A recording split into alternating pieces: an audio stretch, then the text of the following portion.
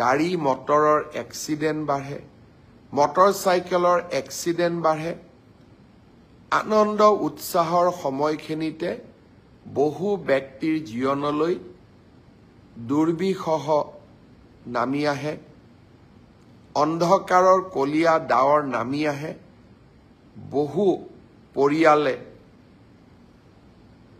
এই সময়ছোৱাতে জীৱনৰ আটাইতকৈ দুখৰ সময়খিনিৰ সন্মুখীন হ'ব লাগে। ইয়াৰ মূল কাৰণেই হৈছে সাৱধান নোহোৱা। মই অসমবাসী ৰাইজক অনুৰোধ কৰিম যে আমি নতুন বছৰত আদৰণি জনোৱাৰ সময়ত মটৰচাইকেলত, স্কুটাৰত আমি হেলমেট পিন্ধিবলৈ যাতে পাহৰি নাযাওঁ। মই অসমবাসী ৰাইজৰ বিশেষকৈ আমাৰ পৰিয়ালৰ মা, বোৱাৰী সকলোকে মই অনুৰোধ কৰিম, ঘৰৰ মানুহজনক সদায় মনত পেলাই দিব, হেলমেট নিপিন্ধাকৈ যাতে তেওঁলোকে মটৰচাইকেল নচলায়।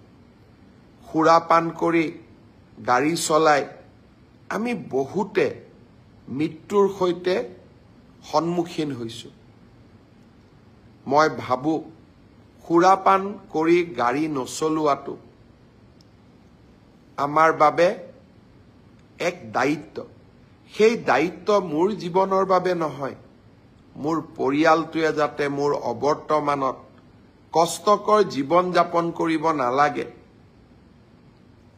সেয়া মোৰ পৰিয়ালটোৰ প্ৰতি দায়িত্ব। মইতো নোহোৱা হৈ যাম, মোৰ অবৰ্তমানত পৰিয়ালটোৰ উপাৰ্জন ক'ৰ পৰা আহিব, পৰিয়ালটোৱে কেনেকৈ চলিব? যি মাতৃৰ বুকু সুদা হ'ব, সেই মাতৃক সেই ক্ষতিপূৰণ কোনে দিব? মোৰ অনুৰোধ, হেলমেট